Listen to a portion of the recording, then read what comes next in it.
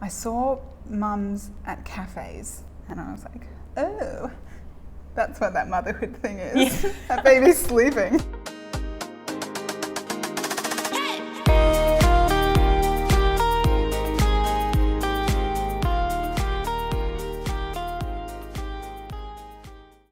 Swiftly picking up where we left off, we conveniently now have a copy of the Little Bump book. Talk to me about the Little Bump, the Little Bump Black book. No, but we can try again. Oh. The Little Black Bump book.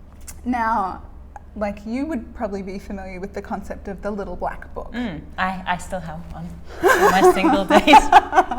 I'm sure originally it started out as just like somebody's address book, but then it kind of became this almost scandalous thing. Yeah, your little black book. And then it kind of also morphed into just something that was like a really exclusive, curated, essential directory kind of thing. And so this is exactly that, except for bumps. Yeah. So, I mean, it's definitely not all me. Like, it's got over 100 of the most recommended perinatal specialists, so that's for pregnancy and newborn, in Singapore, and everyone's put in their 2 cents. Yeah. And there's lots of like golden snippets of advice. Yes. And then to round out each chapter, so like each chapter talks about a different like profession. So there's prenatal classes, obstetricians, yoga, photography, baby gear. Yeah. You know, like you get the idea. Physiotherapy, except it's not written by me. So each chapter starts with like a letter from one of the experts. Yeah. Kind of telling you the stuff that you just didn't really even know. I mean, 3 kids in, I learned heaps of stuff that I didn't know. I can imagine. And then there's the directory listings, like with some information about them so that you can make more informed decisions. So like once you understand why you would need to go see a women's health physio and why that's a genuinely separate construct from a sports physio. Yeah. This is what I did not know. Oh. Then, you know, you can choose one either based on location or based on like just how you feel when you read their little snippet. Yeah. And then at the end of each chapter is a letter from one of my friends back in time to themselves. Like giving themselves advice that they wish they'd heard at the time. Yeah. So it's not designed to preach. Yep. Like it's not saying, well, I did this and this is what I would tell you. Yeah. It's, you know, like when you write a letter back to yourself, it's a little bit more, I think it's a little bit more honest. They told really hard truths. Yeah. But yeah, everyone did make a really big point of saying, you're going to do a really good job. Yeah. But, you know, I had this completely warped idea of what motherhood was because I was an only child. None of my cousins had had kids before me. Like I saw mums at cafes and I was like, oh, that's what that motherhood thing is. Yeah. That baby's sleeping. Yeah. You know, she's enjoying her second latte.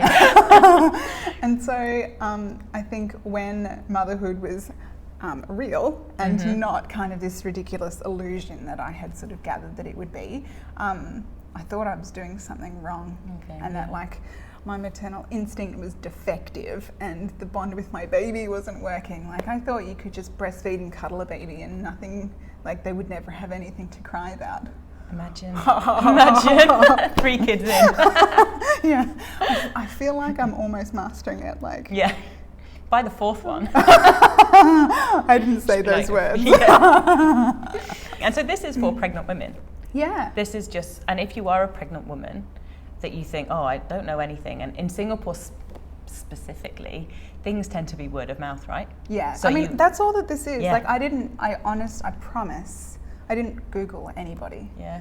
I just went to the people who I was recommending. Like when I would see newborn, you know, like first time expectant couples, I'd be like, oh, have you done prenatal classes yet? Have you thought about a doula? Yeah. Have you joined this Facebook group?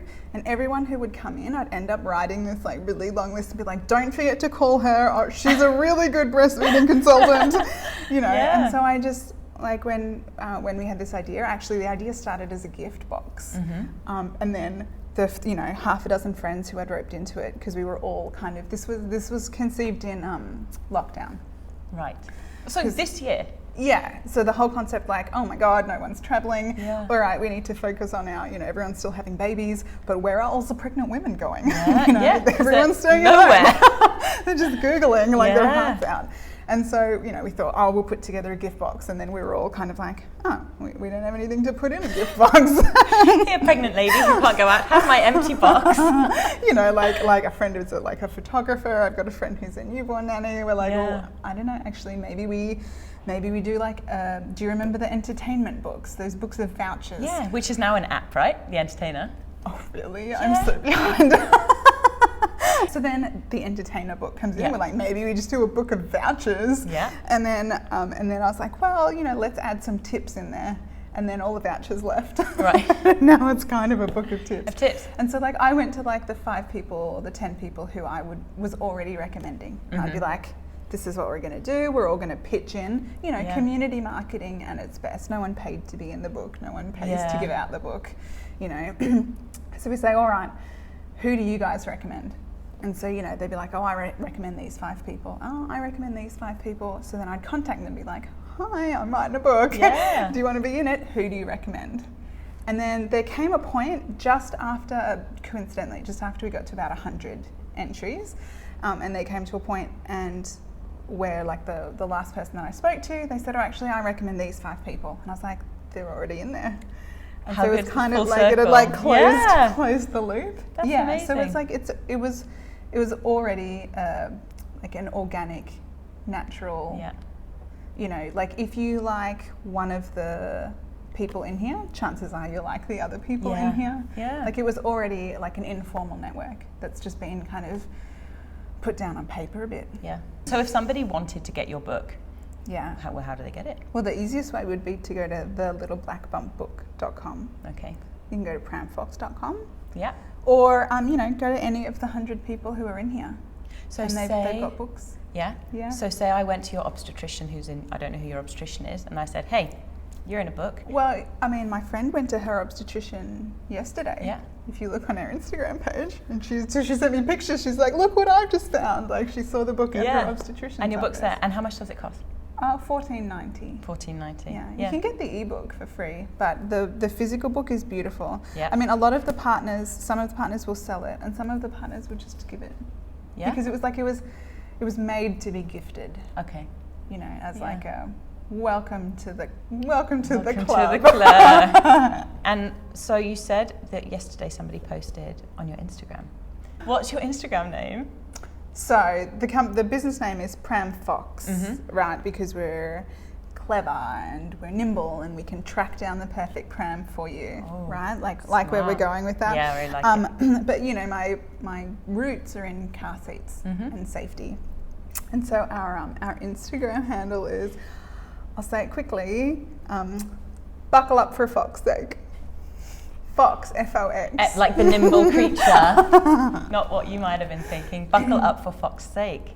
Have you had any major challenges from opening a business point of view? I mean, we're conceptually, we're really different, right? Like when you think about where other people would go to buy a pram, we're just nothing like that. You know, we're not in a mall, but that's really on purpose. You know, like you can park at the front door. Like the whole point is for it to be seamless and easy and gentle and kind. And so trying to explain that concept, you know, to parties from all over the place can kind of it can be a challenge for me anyway, to kind of articulate what that messaging is. So, you know, like we're halfway between a bridal boutique where, you know, like you don't just go and waltz into a bridal boutique and browse some stuff off the rack and just pull off whatever. You know, you go in and you've booked an appointment because you want to see the head seamstress. Because she's got a reputation of being really good and she knows what she's talking about and she can tell you what dress would really suit you.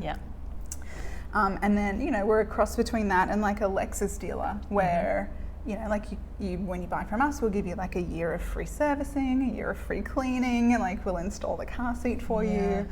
And so kind of trying to articulate that we're not just another baby shop has been a challenge. But I can imagine for people that have already had children, it wouldn't be a hard sell. Like to someone like me that's got a 10-month-old, if you say, you can park here, you get this and this, I'd be like, oh, yes, where have you been all my life? It's new mums that are like, well, why do I need or this? Or suppliers, or partners, you know, like everyone who has a kid is like, oh my God, why didn't you exist 1 year, 2 years, 5 years ago? Yeah. You're like, because my epiphany for the hashtag only came you during circuit breaker. You had to wait for Pwrmums, mate. It's worth waiting for. What have been your successes, apart from opening this gorgeous place? Oh, wow. You want me to pull my head up and think about what's going well? That's like uncharacteristically optimistic for me. No, I think one of the biggest things is that we've had everyone who's come through so far, they've made a real point of saying, my husband thoroughly enjoyed that, which is like never in the history of time has a husband ever genuinely enjoyed shopping for a pram. Yeah. So I think that in itself is like a groundbreaking moment. And I would like to point out, you don't serve beer or alcohol. They're actually enjoying the experience.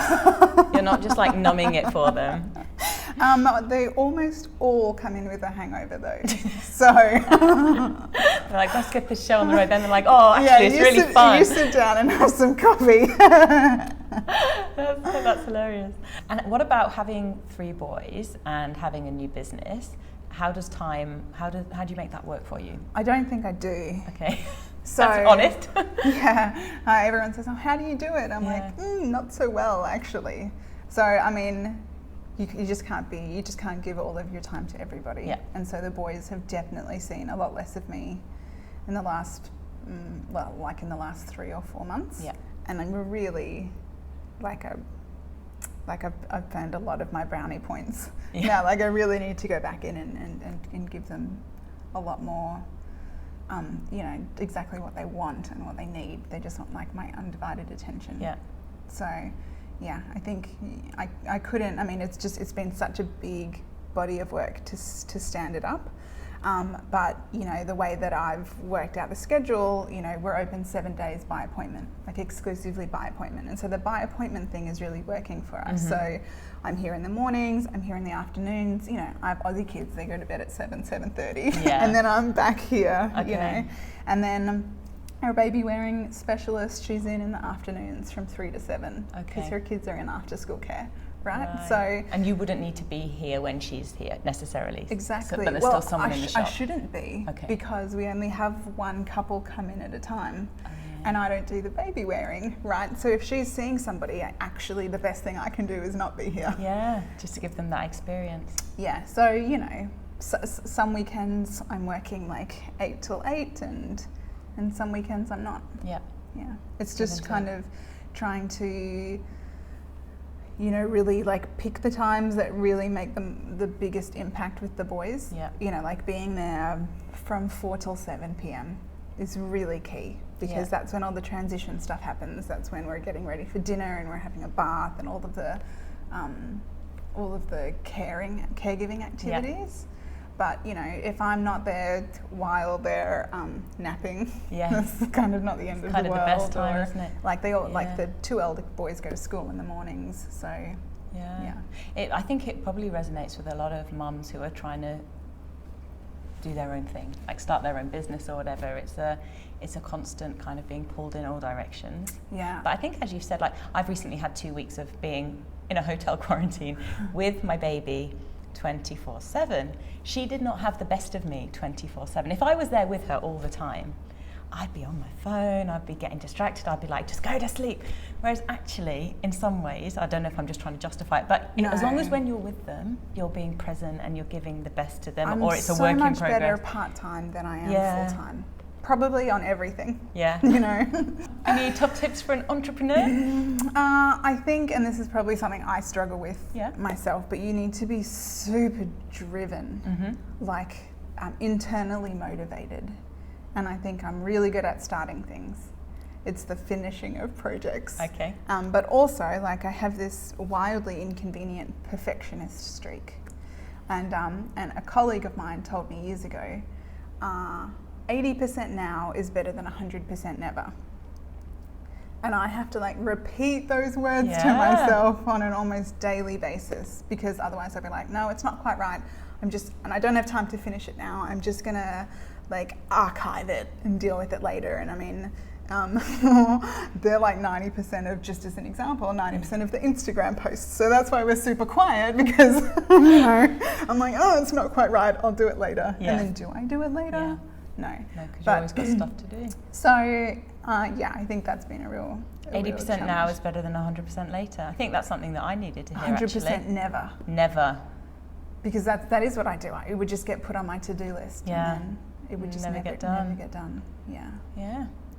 I'm going to use your book back at you. If you had to write a letter to yourself, did you do that in the... I did. I changed my name. So you're going to have to... Elise Dawson. You're going to have to get the book. Yeah, and I will. Guess who I am. Okay. There are 2 engineers, so I'm one of the so engineers. I've got a 50% chance. And both engineers have 3 kids and they're Australian, so I'm not making it easy for you. Okay. Yeah, but I just didn't want the book to all be about me, but I really needed to fill up some chapters. I love the honesty. So no, my letter was kind of about shattering that preconceived notion of what motherhood was, because when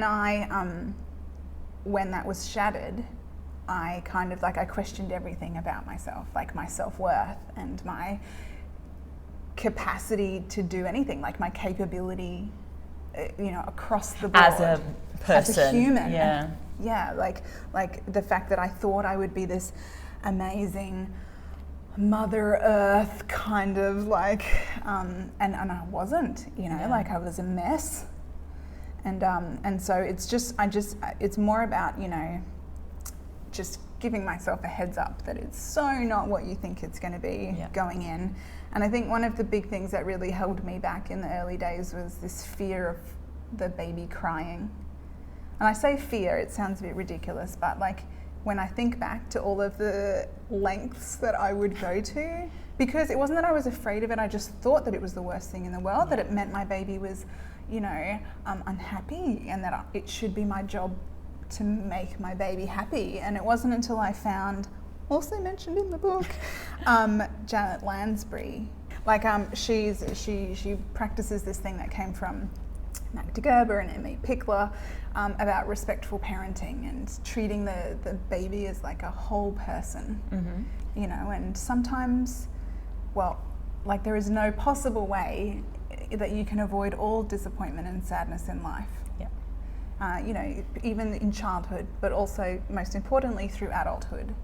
So do you want to raise a child who relies on external influences to calm down, who, is receiving the message from you that you don't want to hear their dark, twisty feelings, you only want to hear from them when they're good, and that you'll do everything you can to stop them from sharing those negative emotions with you?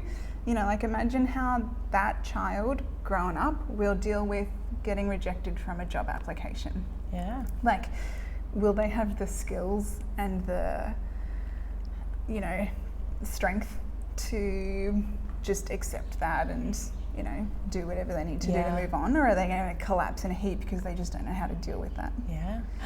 So for me, that was a real turning point. Which hospital did you? Raffles.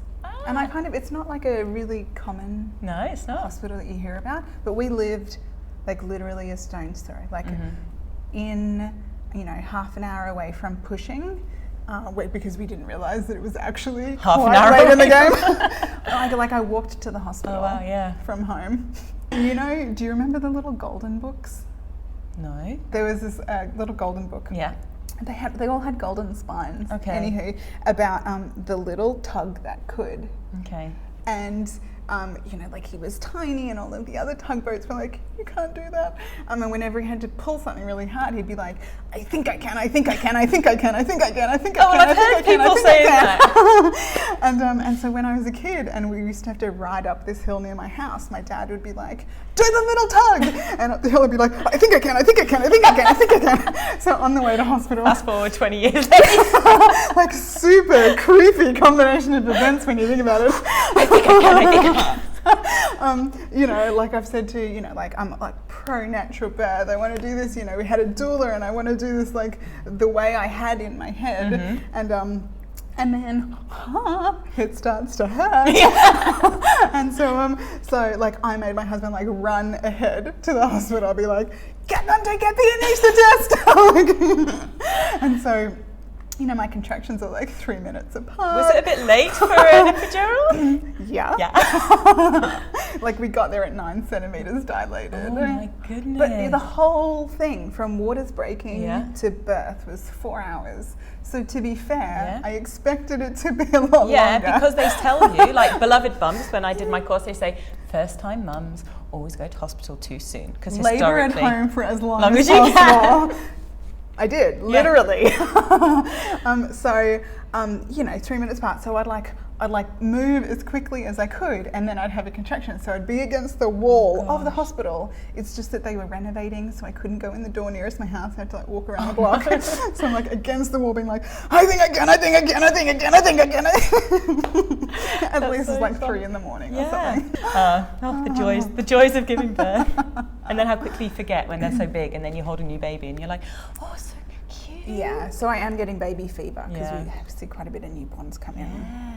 Yeah, but like a big thing, and probably the biggest reason I have baby fever is on the day of discharge, everybody sends me a picture of their baby in the car seat, and I'm like, tighten this strap, move her butt a little bit to the left, like just to, because every baby is different and they fit in their car seats differently, and buckling a newborn, like a fresh newborn into a car seat is like trying to strap down a frog.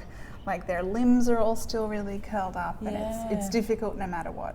Everyone thinks they've done an awful job, and mostly I'm like, actually, you did a great job. Oh, right. Yeah, carry on, hop in the car. Oh, well, thank you so much for sharing a little bit more about your business and My about your pleasure. motherhood. That was really interesting, and look forward to seeing a lot more from Pram Fox in the future. Buck up for fuck's sake, guys.